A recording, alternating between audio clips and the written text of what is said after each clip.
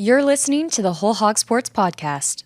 And now, here's your host, Matt Jones. Happy Monday. I am your guest host, Christina Long, filling in on the desk today for Matt Jones.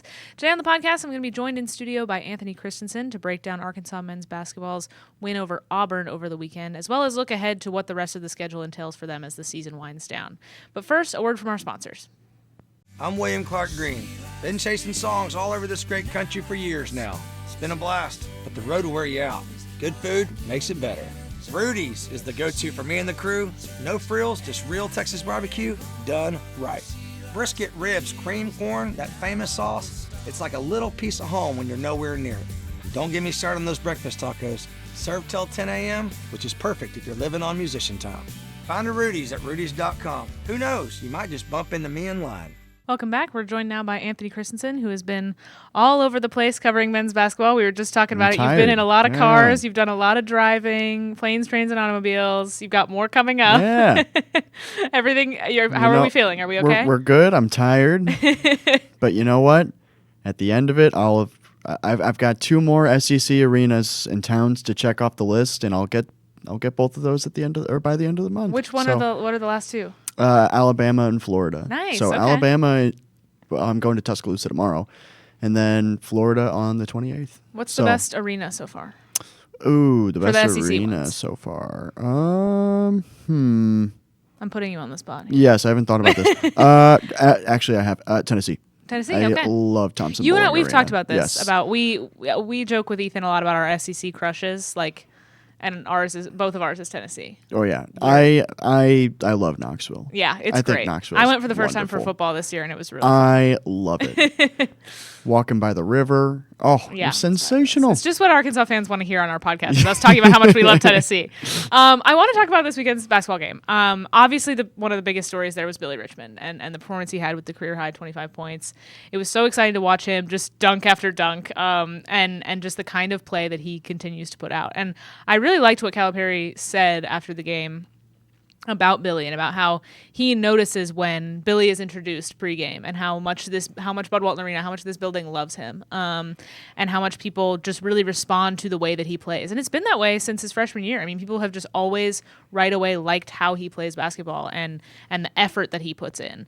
And Calipari talks about it all the time. And I liked what he had to say about that the other night. So with Billy Richmond, you wrote about how when he is an offensive presence like he was, how much it changes things for Arkansas. What do you feel like they need from him? Because, you're not asking him to score 25 points every game. Mm-hmm. But what do you think is kind of the minimum offensive output they need for him or how he can kind of change the game offensively? I think if you look at the past few games, these 3 games that he's kind of stepped into the starting lineup in Carter Knox's absence. I mean, the first 2, I think he had 13 and 14 points, if I'm not mistaken. I don't have the numbers right in front of me. But, it was solid numbers, and he was doing what he does, right? He drives to the basket. He's physical. He does all of that stuff. So I think that's kind of the benchmark, I guess, if you will, if you want to do it like that. But yeah, I mean, when you look at how much his offensive game has expanded from last year to now, I think his scoring average is up a little over 3 points. His shooting numbers are up. He finishes at the rim better than he did a year ago. And, he shoots 22% from 3, which is not good, but, it's better than the 12% he had last year. So you have to respect that shot a little bit more. And when he has the ball in the perimeter, you can't just sag off and wait for him to drive. You actually have to defend and try to contest the 3, which gives him more of an opportunity to get better driving lanes and stuff like that. So I think, I think just kind of the benchmark of, what you need from him offensively is kind of what you've seen in the past few games. Obviously, you don't need him to go out and get 25 every night, but it helps when he does. But I'd say probably that. It's been fun to watch him, like we said, with the style of play and the way that people have responded to him. And I know that you weren't here at this time, but I think you were here late stage. But it reminds me a little bit, and I'm not even talking about the way he plays basketball. I'm not talking about their style or anything, or even their personalities, but just the way that people like them. It reminds me of like peak Devo Davis, like when people really loved Devo, and he was just like such a heart of that team. He was different. They both have kind of an attitude. They both have, they're both liable to be a little fiery. I think. So I'm not necessarily though drawing a comparison between them on the court, but I think just the way that people love them and just the fan favorite and what people like about them is very similar to me. It's been fun, and that was something I always liked about Devo. I know that was before you got here. Yeah, no, but was he on the first team? He was on the first team I covered, but he wasn't playing. Your first game was when there was the drama. Yes. Yeah, there was all sorts of drama. People were talking. Yeah, I remember. There was a lot of. That was Anthony's first Arkansas beat experience. I walked in and everybody's like, so. Yeah. You want to hear some crazy stuff? Yeah. And I was like, man, I just drove 800 miles. You want to wait a couple hours at least? Like, come on. Did you consider just being done? No. I was too far in. Yeah. So you never got to experience like prime, especially like his freshman year, or just like when Devo was like the most fun player when he went on the crazy team. against Kansas and all that. Yes, yeah. So much fun. So Billy's reminding me a little bit of that, just in terms of how we all, how Arkansas fans feel about him and how just fun he is to watch and what he's able to do for this team. But before we got on the microphones, you were writing up Darius Acuff was named SEC Freshman of the Week for a record-setting 7th time, and we were joking about how it's so annoying that Darius Acuff is so good because you keep having to write about him. I keep having to write these little news stories. I'm like, I mean, to be frank, I probably should have seen it coming and should have had it pre-written. Yeah, you just copy paste the I should have had that. But so I guess it's really on me. But thanks a lot for making me do my job, Darius.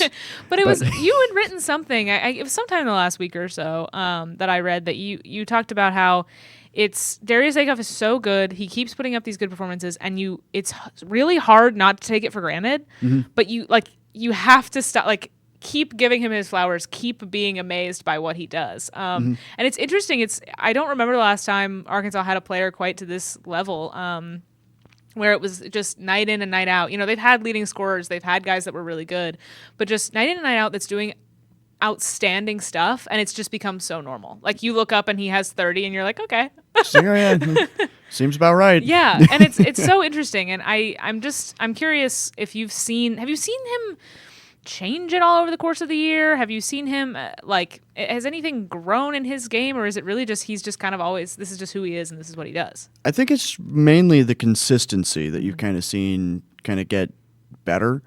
Like, for instance, obviously the game against Michigan State, I think he went 5 of 16 from the field and wasn't all that great. Still finished with 16 points and had Arkansas in the game at the end, but it wasn't like a banner performance by any means. But then I don't want to say since then, but like a lot of the games, especially once you get into SEC play, it's he's largely efficient. He's cut down on his turnovers a decent amount as well.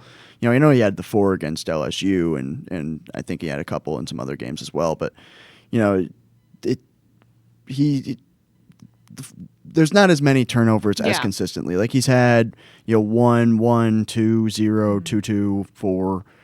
Just cleaned it up a little bit. Yes, yeah. So I mean, he's had nights where he's had more than you would like him to have. But those are becoming fewer and further between. He's never had more than 4 turnovers in a game, so that's obviously quite good, especially when you're a guy with the ball you're a guy with the ball in his hands as much as he is. And I mean, his assist to turnover ratio is just outrageous. But yeah, I think the thing that you've seen the most from him is just the consistency. And, that has also come with, more minutes. I mean, he's not played fewer than 30 minutes in SEC play, even in some of those, blowouts that you saw against like South Carolina or even Vanderbilt or, Ole Miss. Well, not Ole Miss, but you know what I mean. Mm-hmm. So I think that's kind of the biggest thing that you've kind of noticed is that he's kind of taken on more of I don't want to say a bigger role, but he's playing more minutes and he's doing everything that he needs to do, and he's not turning the ball over as much, and for the most part. Yeah, so I think that's kind of where you've seen it the most, and I think you're seeing that he's more efficient, with his shooting. I mean, 7 of 10 from 3 against Auburn, and 2 of 5 from 2, and then 12 of 18 from 2 against LSU. Yeah. I mean, LSU stinks, but yeah. but still, I mean, he's going out and he's doing high level stuff, and I mean, there's a reason that he's going to be probably a lottery pick in the end, or if not, very close. Yeah. I know, he's not the biggest guard, which is something that people kind of, or scouts kind of, I don't want to say hold against him, but it's I guess a concern for the next level, and there's some concerns about defensively. Can he guard the point of attack at the next level? That's something that other NBA people have talked about a little bit, but when you're getting this level of production on the offensive end every night, it kind of, I don't want to say offsets it, because obviously that stuff's important. Sure. But it's quite nice. Yeah. It was crazy. I was at the game. I was not covering it. I was sitting with my fiance who's got season tickets, and shouts to Corey. Yeah, shout out to Corey. We were watching, and there was that play where Darius was slow to get up, and then he was kind of limping around a little bit. And Corey, I have never the no that Corey let out when he was not getting up for a second. Oh my God, it was insane. And it was one of those see the season flash before your eyes moments. And then he got up and started walking around, and everyone, you could feel the sigh of relief. I felt like maybe it was just because I was next to Corey, but it did feel like it was in the whole arena. It felt like everybody was like, okay, thank God he's walking around, he's fine. It was crazy, but it's been amazing what he's brought to this team. And people have been talking all year about, is he Arkansas's best ever freshman? And people can debate with obviously the great teams in the 90s and things like that, but it's been fun to have a player that brings about that kind of debate. And it feels like he's almost a shoe-in for SEC freshman of the year. You kind of have to educate me a little bit on the SEC, the picture around it. It'll be him. I would, if it's not him, I don't know, launch an investigation. Yeah, something's happened. I mean, Nate Ament's really come along, and he's really playing well. I mean, there's a lot of good players in the SEC, but none of them are as good, or I shouldn't say as good, because Nate Ament is really good. Right. He's a really high level prospect, but none of them have been as consistently good as Darius Acuff has been. As far as the player of the year picture in the SEC, he's not. He's in it. He's in it. But who else is kind of up there? You have to educate me, because I haven't been tuned in on the whole of the conference. Tommy Houck at Florida, I think, is probably your favorite at the moment. If you had to, force me to say there's somebody who's a favorite, I'd probably lean towards Tommy Houck. Tyler Tanner at Vanderbilt is still probably up there as well. LeBaron Philon at Alabama. Yeah. Nate Ament has probably put himself into that conversation, recently with how well he's been playing. Otega Owe, Kentucky, I think, he's probably put himself in that conversation as well. Outside of that, I mean, you're probably starting to grasp at straws a little bit. Dalen Swain's been really good for Texas, but is somebody from Texas really going to be probably not worth the player of the year? Yeah. I don't think so. So I think that's probably, I would say probably Houck, Acuff, Tanner, Owe, Ament, and Philon is probably the short list right now. Before we look ahead to the rest of the schedule, as we're getting to postseason time almost. The season's wrapping up a little bit, winding down. I want to tell you about our friends at Bentonville Glass. They've been serving their community since 1971, and they are committed, professional, and versatile. If you're looking for a quality leader in Northwest Arkansas, and if you're looking for skilled craftsmanship, you can look no further than Bentonville Glass for all of your glass market needs with the highest quality products. You can visit them at 507 South Main in Bentonville or online at bentonvilleglass.com. We thank them for their constant support of our show. I wanted to look ahead a little bit to the rest of the schedule, because Calipari was talking, and he has a line. We always like to flag the lines that he uses, that he repeats. He's like, we could lose all of them. We could lose all 6 of them. He did it at the beginning of the year. He knows the material. Yes, he did it at the beginning. I can't remember what it was, when they were playing all those ranked teams, all those teams that had been in the Elite Eight or whatever at the beginning of the year, and he was like, we could lose all 5 of them. It's just, he picks a range, and we could lose them all. And so he plays the hits, and we always like to track when he's got the hits going. But he is right. These next 6 games are important.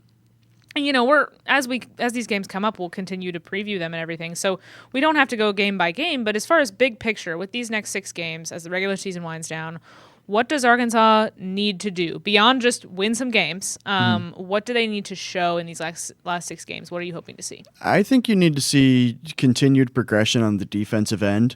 I mean, after the Kentucky game, I think the defensive rating dropped to like 67 or something like that. And, you're not going to see a ton of teams make deep runs with, a defense in the 60s. I mean, there's outliers like Alabama's Final Four team was like 111 or something like that. Miami, Florida's Final Four team was like 99. So there's always going to be, differences to the rule. But by and large, you probably need a top 40 to 50 defense to really make, a deep tournament run. But since the Kentucky game, Arkansas has risen back up to 43 on KenPom and defensive efficiency. So I think you really want to see that continue. And I mean, some of it is, they played Mississippi State and LSU, but at the same time, like it is kind of you can see it. I mean, they're doing some things differently with ball screen coverage and kind of guarding the pick and roll. You're maybe seeing a little bit of that. But I think for the most part, I think that's the biggest thing is you need to see that trend continue and see them continue to get better on the defensive end and defend more consistently. They've not been a bad 3-point defense, which, looking ahead to the Alabama game on Wednesday, obviously Alabama is known for its 3-point shooting. You need to, be pretty good to, on the perimeter to, go to Alabama and give yourself a chance. But yeah, I think that's the biggest thing. And then I think the physicality, the rebounding is still something that is not great. Mm-hmm. And you look at the teams they're playing against. I mean, Alabama, now that Charles Bediako is not eligible to play, is not going to have the same level of front court presence as it did in those 5 games he was available. But, I mean, Missouri's got a good front court with Mark Mitchell and Sean Phillips. I mean, Texas A&M has shown that it can be, that. And Florida is... Florida's got the best front court in the country, in my opinion. So, yeah, and then Texas, I think, as well as has a decent front court. So I think you're going to need. I think those are the 2 biggest things: is the continue the defensive improvements that you've seen over the past few games. I think this is the first time this season that they've held 3 consecutive opponents to 75 or fewer points. Or second time, but then the first time it was Michigan State, good work, and then it was Central Arkansas and Sanford. Yeah, different. So, which that Central Arkansas team, shout out to John Schulman, 10 wins in a row. They're right there in the A-Sun. Yeah, they're good. They're good, man. Like they're fun to watch. I think they're in second place in the A-Sun behind Austin Peay, but their two losses were both on the road and in overtime. So, shout out to those boys down in Conway. Can't believe I should have guessed we'd get like an Austin Peay mention in this show today with you here. I also wanted to ask you about your AP ballot. I really like checking in with you on these Mondays when you've done this ballot, and Anthony always writes up an explainer on our site at wholehogsports.com. He highlights where Arkansas is, and then also goes through why he decided to do all of his rankings. And I always think I like that you give your thought process on all of these things. What were the hardest moves this week? The hardest one was, and to be frank, I probably should have ranked them, to be honest with you, was leaving Wisconsin out. Wisconsin's won 3 of 4, beat Illinois, beat Michigan State, beat the crap out of Michigan State, actually. Really? I didn't see that. Yeah, it was a blowout. But it was between, for the last 3 spots, it was Alabama, Utah State, and Wisconsin. And I decided to go with Alabama and Utah State just based on metrics numbers and stuff like that. I probably should have had Wisconsin in there. They've got an identical record to Alabama, and Alabama's won 4 games in a row, whereas Wisconsin's won 2 in a row, but 4 of 5. So the winning streak, if you want to go into that, I guess you lean Alabama, but I think the 2 wins over Illinois and Michigan State probably should have gone to Wisconsin. So, sorry, Badgers. Are there any Badgers bullying you on Twitter? Is that why you're saying that?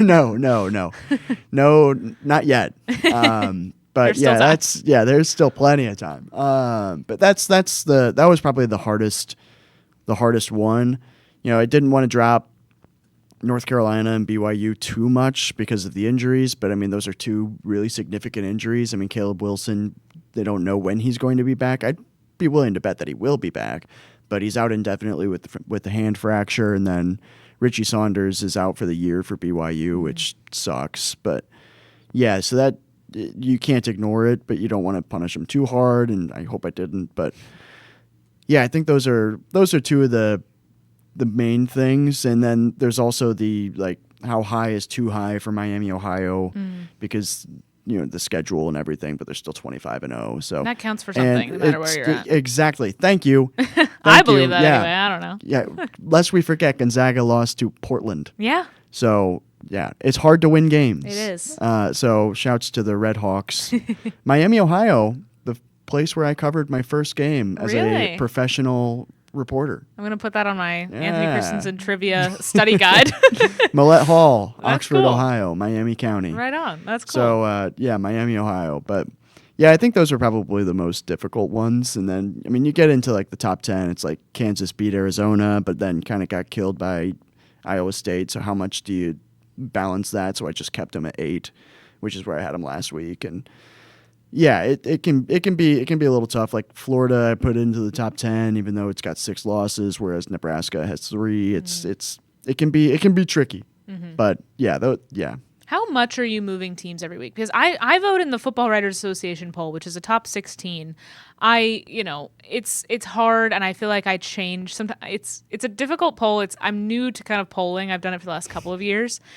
It is hard for me not to just sometimes I just start blank slate. I feel like I haven't come up with a consistent enough standard to apply when I do them. How do you when you do them? Are you starting blank slate every week, or are you just? Oh no, I update it every day. You update? Oh, I've got my notes app. I update it every day.